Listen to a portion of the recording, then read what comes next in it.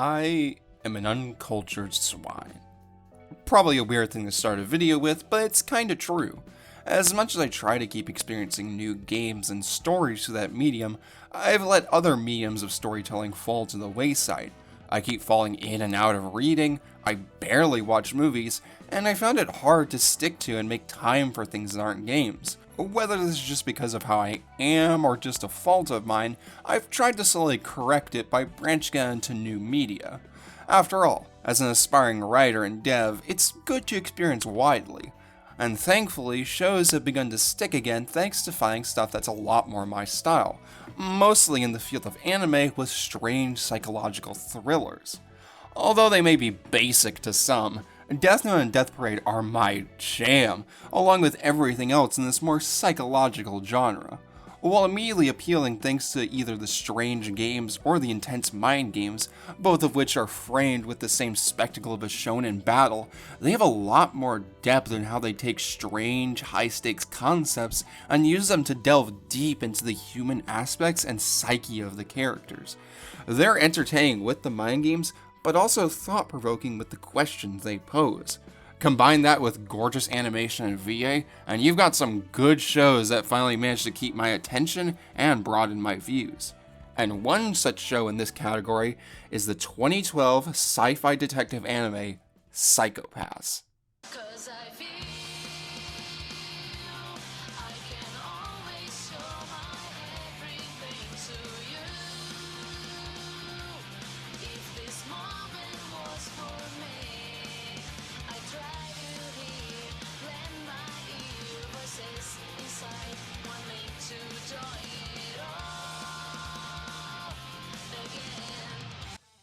Psycho-Pass is a show produced by Production IG, who also handle production of Ghost in the Shell, Guilty Crown, and also Wario Land Shake It? Psycho-Pass is about a new Japanese society in the near future, where systems have begun to be able to detect not only a person's mental health and cater to that, but also how likely someone is to be a criminal based on their mental health. In this world of the Sybil system, Sybil uses the police as their hand to take out latent criminals or bring them in for rehab. This MWPSB is composed of both inspectors with clean psychopasses and enforcers, those with high crime coefficients whose skill allow them to be used like hunting dogs. Our main character, Akane Tsunemori, joins the MWPSB hoping to be able to help her society, but she soon finds herself diving into a rabbit hole with not only the truths about the Sybil system, but also a criminal conspiracy. Between all of this, Akane has to decide what is right and still solve this case.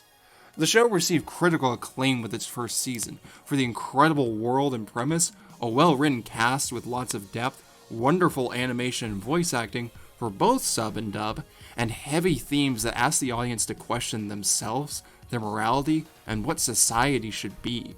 It has everything to be an incredible anime, and they do want to break that down, but the same can't be said for its sequels, which are very divisive for the fan base, with people either saying it was alright but not as good, or outright hating them. This is due to the pace they take the show at, the new characters they introduce and how they get handled, lack of focus on what people enjoy in the first, and many more things that bring it down. Yet, it still follows very closely in the footsteps of the first show, to the point people say it's a retread of the same story. And while that's a valid criticism, it's also something that opens up an interesting opportunity. With how similar they are, we can compare the two and see exactly why Season 1 succeeds where Season 2 fails, along with just generally why Season 1 is an anime I think everyone who can stomach it should watch. Though, full disclosure, I've only seen Psycho-Pass 2 out of all the sequels, though I plan to check out Psycho-Pass 3 at some point. And I will be giving minor spoilers for all of both seasons. None of the major twists will be given away, but some footage may spoil aspects, and I will discuss characters and plot points from later in the series. But with all that out of the way, let's discuss why Psycho-Pass is both a fascinating thriller and a failing time waster at the same time.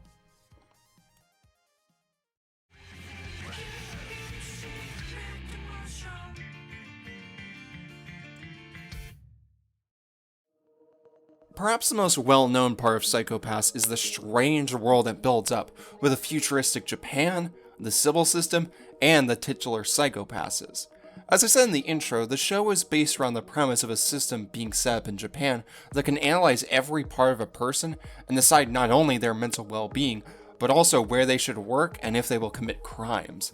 This is the titular Sybil system, made to sniff out crime, and to do that, there are teams of inspectors, clear-minded detectives, and enforcers, latent criminals who can get their hands dirty, who both use the Dominators, guns that can only activate on those with high enough crime coefficients. Now, on paper, most stories would look at a system like this and rush to make it an authoritarian nightmare dystopia and play around with that, but Psycho-Pass doesn't. Civil society as we see it has flaws, but it is no means painted as an awful place to live.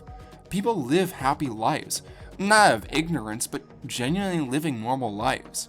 Things go on with less violent crime, and people seemingly healthier in terms of mental health, with all their needs cared for. But it isn't a perfect society, and the show is based around showing that and slowly breaking down Sybil into something more complicated. It is painted as neither a utopia nor a dystopia. It's just a society. And that allows for it to ask much more nuanced questions and analyze it better, since there's not a clear answer on what to do with the system, like many dystopias do, with their answer being just to dismantle the system altogether.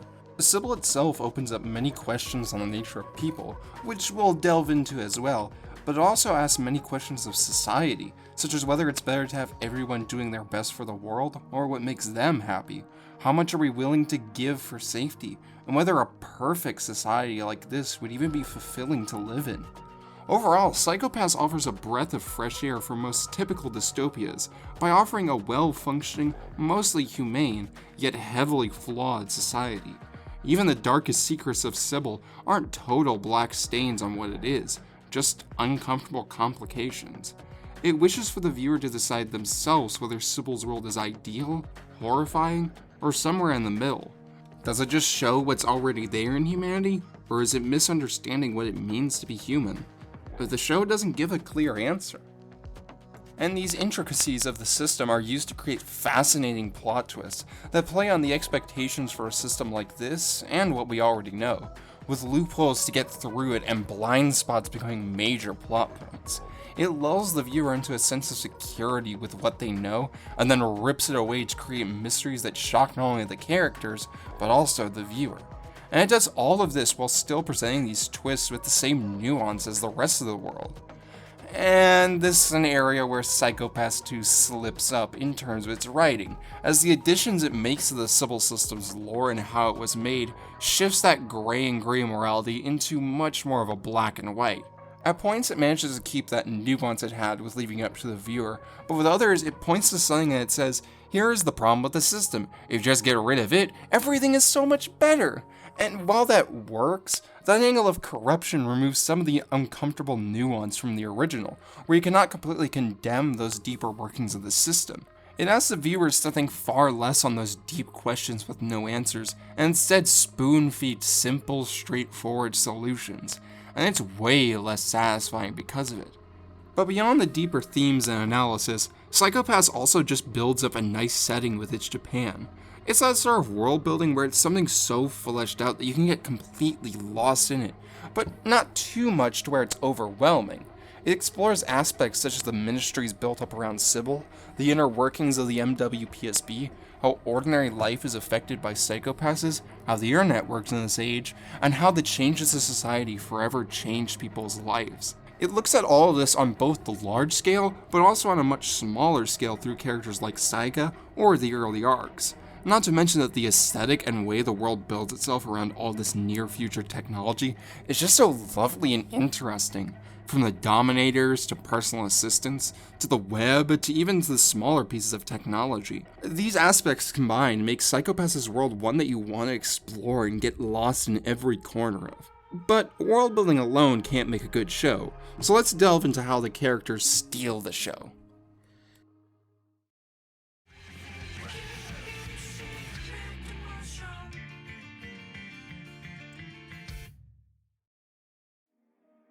Psychopaths is one of those shows where the characters are far more important and memorable than the plot, and that's saying a lot for this show considering how good the main mystery is.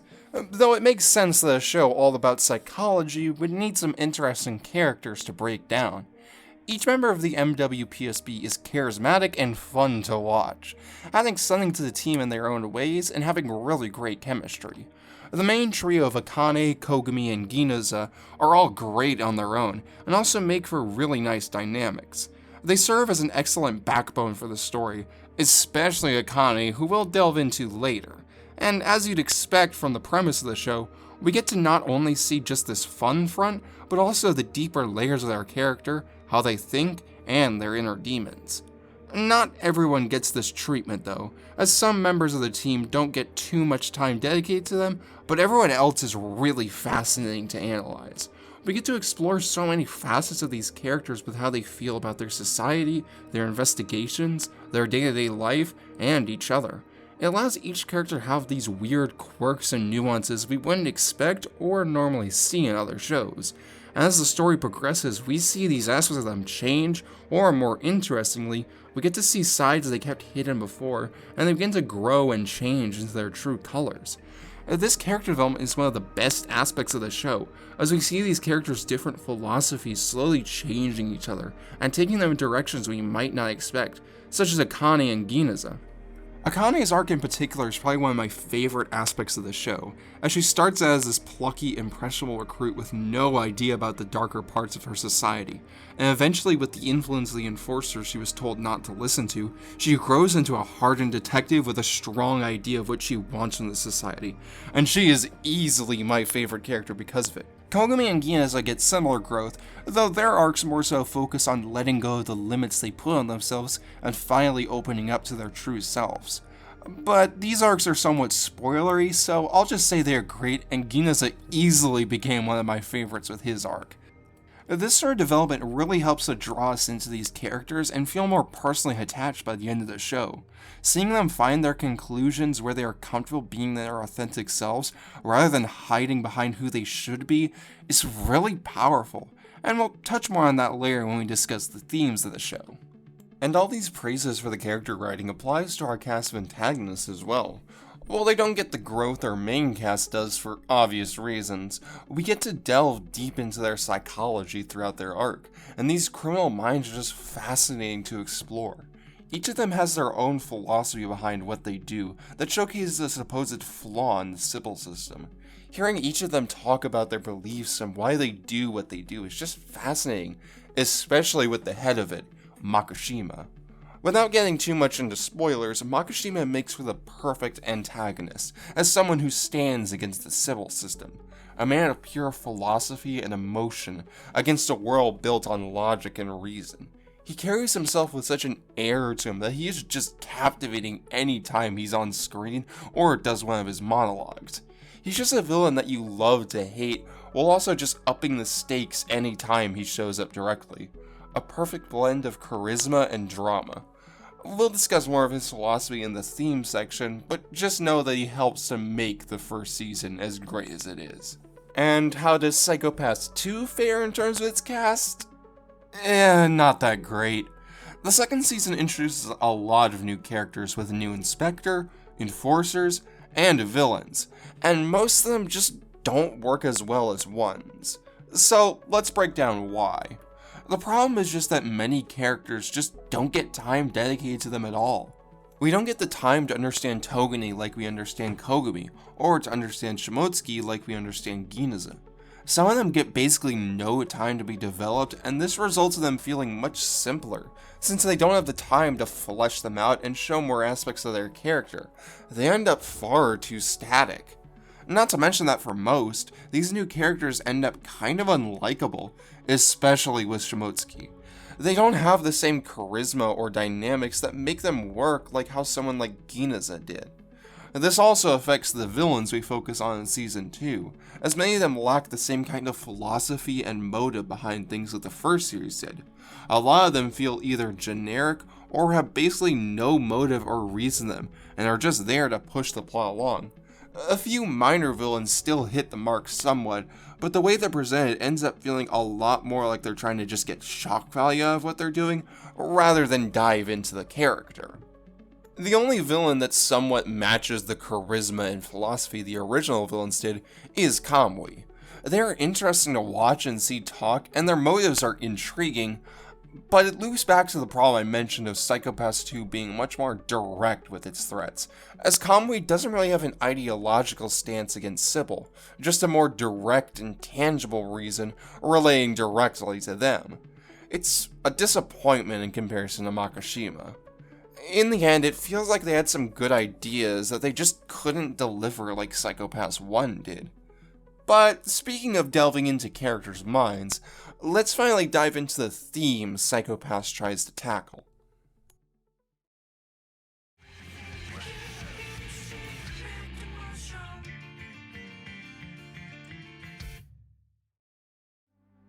Psycho-Pass is a show about a lot of things. Psychology, free will, control, nature versus nurture, and the nature of society and law. It's a lot for a show to tackle in that amount of time, but Psycho-Pass manages to brilliantly unpackage all of these things. The show delves deep into the question of good and evil, and what makes a person those things. This is explored directly through the Sybil system, which offers a solution that one can tell if a person is predisposed to evil by mental instability, and that can just be baked into them. But despite this being what the society is built around, the show is all about arguing against or around this idea. That's not to say Sybil is treated as entirely baseless, though. Its ideology does sniff out people who would act out and tries to rehabilitate them. But we see the holes in the system, such as it not taking into account the idea of controlling one's actions, or how that psychopasses could change over time. The show doesn't treat it like black and white, with Sybil being flat wrong and the people being totally right. It just explores the nuances in everyone's ideas and the flaws in each. From here, the show also tackles the questions of how much control is acceptable to ensure safety and how that control affects us as people. Like I said in the previous sections, Sybil's society, despite being very controlling, is shown to work and ensure a safe life for everyone. But with this comes restrictions on what one can do, and it begs the question of whether one's free will is more important than the collective society, and we see many different perspectives born from this mixture of ideas and dynamics. A lot of the series is focused on an idea opposite to Sybil, the idea that collective safety doesn't matter at all, as it sucks away the meaning from our lives if we can't act freely. This lone wolf mentality that you can only be truly alive if you have all your free will, no matter what you're doing with it. But in the end, it still holds the same idea as Sybil, that people are set in stone for who their true self is. It's just that one believes that should be controlled, and the other that it should be let loose. This ideology is explored both in our heroes and our main antagonist, driving both of them in different ways, and the way it all comes together to truly showcase this idea in the end is brilliant. But I won't spoil it here. But there are also many perspectives that Sybil should be followed to the letter, such as with Ginaza. It strongly builds up his character with the idea that the only way to avoid that pain isn't the bold action Makishima takes, but just to keep your head low and use what you can to appear fine. This is perhaps the ideology the show shows the most flaws with, as trying desperately to play by the rules and fit into the system when you just can't, wears on those who follow this idea. It's a crushing existence that is heartbreaking to see people fall into, and liberating to be free from. And building off of this is an idea that breaks away from the previous by adding an additional element, the belief in change. While Ginaza is dead set in his ways throughout the series and believes things to be as they are, Akane finds herself questioning that and builds a mixture of every idea, one that says society is needed, but rather than controlling a person's free will to ensure their safety, it should be people controlling a society to ensure their own safety. Believing in this idea of taking it into your own hands without going the violent, radical direction of Makishima. Seeing the way this ideology forms over the course of the show, with every perspective Akane sees, is honestly beautiful. Overall, we get a wide range of perspectives and debate between those perspectives. And like many things, the show leaves the viewer to come to their own conclusions about which ones are right and which ones are wrong. It makes for a show with a lot of depth that you can mull over for a long time, and truly leaves an impact on you. And sadly, Psycho Pass 2 doesn't really add much to the discussion. Despite all the new characters who seem like they should add to these themes, almost nothing is said due to what I brought up earlier with them being much more external conflicts than internal. Togane doesn't add to the themes like Kogami did because his actions are only driven by his past, and Kamui doesn't have any objections to the Sybil system that aren't purely personal or external. The only one who somewhat adds to the themes is Shimotsuki, who kind of expands upon the idea of someone following the rules far too much, but it both gets bogged down by external stuff and it kinda being a worse repeat of Ginaza. The heavy lifting for themes comes from Sybil and Akane, both of which have their worldviews expanded through the conflict with Kamui, seeing new perspectives and Akane building on her ideology she built in Season 1. But that's really it. Psycho Pass 2 ends up being a lot less philosophical, which really hurts its staying power, as it leaves the viewer with nothing to consider or question. Everything is too straightforward. But let's finally wrap all this up.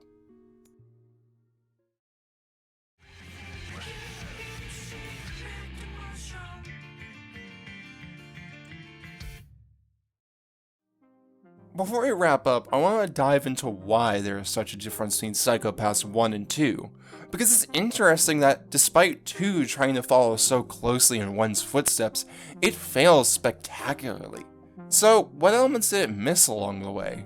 I think the 2 elements it missed in its writing are investment and the relationship between scale and depth. Investment is probably the easiest one to break down, as Psycho Pass's later gut punches work so well because they take the time to get us invested in our team of inspectors and enforcers. Kogami's final actions or Ginaza's resolution only work so well because we got lots of time dedicated to specifically them and their relationship to the rest of the team. Even outside the team, villains like Makishima get plenty of time for us to truly understand them, so their actions really matter later on. And this is where the new additions to the cast stumble hard. The new additions to the team are nowhere near as good as 1. We barely get any time dedicated to them. All we get is just the bare bones actions to drive the story along. Hinakawa barely even gets introduced and can't even be a nice side addition like Kagari. Togane barely gets any time to become a friendly ally before they go full steam ahead with his plotline, causing messy pacing and way less impact than one like Kogami's. The only character that somewhat works is Shimotsuki, but even she suffers from pacing, just near the end of her plotline instead. And villains almost never get full arcs for us to truly understand them, and thus feel weaker than the ones in Season 1. This leaves us with a cast where the only ones we can truly care about and feel the impact of are those left from Season 1, and it doesn't help that out of them, only Akane and Saiga get any real screen time. The other problem is the scale and depth of both seasons.